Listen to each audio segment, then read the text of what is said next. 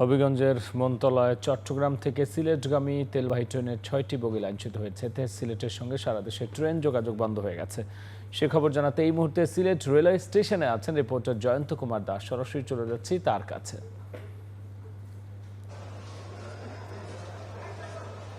হবিগঞ্জ জেলার মাধবপুর উপজেলার মনতলা রেলওয়ে স্টেশনে একটি তেলবাহী ট্রেন লাইনচ্যুত করে 6টি কন্টেনার লাইনচ্যুত করেছে। ট্রেনটি চট্টগ্রাম থেকে সিলেটগামী ছিল এবং এই তেলবাহী ট্রেনটির 6টি কন্টেনারই লাইনচ্যুত হয়েছে। একই সাথে এটি লাইনচ্যুত হওয়ার সাথে সাথেই এখানে কিন্তু ট্রেনে লাইনচ্যুত হওয়ার একাধিক বগি ছিন্ন ভিন্ন হয়ে পড়েছে এবং কয়েকটি বগি রেল লাইন থেকে ছিটকে পাশের জমিতে পড়ে যায়।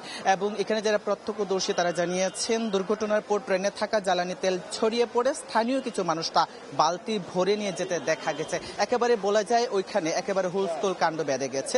এবং সিলেটগামী তেলবাহী ট্রেনটি লাইনচ্যুত হওয়ার পরই আমরা দেখেছি সিলেট থেকে যে দুইটি ট্রেন সিলেট ছেড়ে যাওয়ার কথা রয়েছে রাত 10টার দিকে হচ্ছে উদয়ন এক্সপ্রেস, যেটি চট্টগ্রামে যাওয়ার কথা রয়েছে সেই ট্রেনটি, এবং 11:30টার সময় ঢাকামুখী যে ট্রেনটি সেটা হচ্ছে উপবন এক্সপ্রেস। এই দুইটি ট্রেনের যারা যাত্রী তারা কিন্তু এখন ভোগান্তিতে পড়েছে। তারা স্টেশনে এখন অনেকে আছে।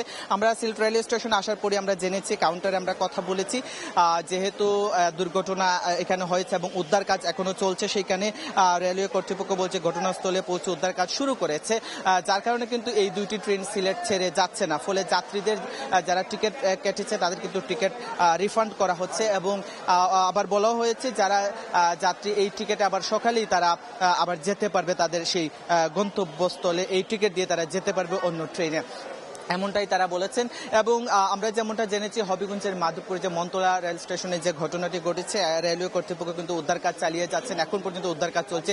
যেহেতু তেলবাহী ট্রেন, কাজে এটা উদ্ধার কাজ একটু দেরি হতে পারে, সেই জন্য কিন্তু উদ্ধার কাজ চলতেছে। মানুষজন আসলে অপেক্ষা করছে। সবকিছু মিলিয়ে সেই হবিগঞ্জের মাধবপুরে মনতলা রেল স্টেশনে যে তেলবাহী ট্রেন লাইনচ্যুত হয়েছে 6টি কন্টেনার, এর কারণে কিন্তু সিলেট রেল স্টেশন থেকে যে যাত্রীরা ঢাকামুখী এবং চট্টগ্রামমুখী ছিল তারা কিন্তু আসলে ভোগান্তিতে পড়েছে। এই ছিল আমার কাছে সিলেট রেলওয়ে স্টেশন থেকে সবশেষ।